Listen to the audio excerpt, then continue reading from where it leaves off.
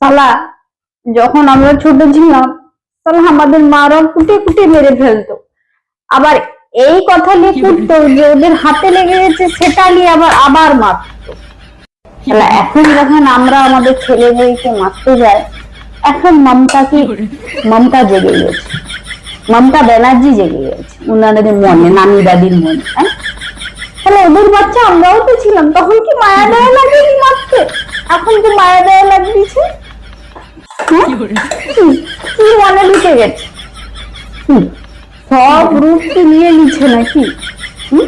তখন কি আমাদের বেলা মারতো যখন, তখন কি মায়া দেওয়া হতো নিজেকে, আমার বাচ্চা আমি মারবনি? এখন শালা আমাদের বাচ্চার লেগে নানি দাদি খুব কাঁদে, মারনি মারনি গো, মারনি গো, বাচ্চা হয়ে ছেড়ে দাও গো, ছেড়ে দাও গো। তখন মমতা কোথায় গিয়েছিল? মমতা ব্যানার্জি ছিল না?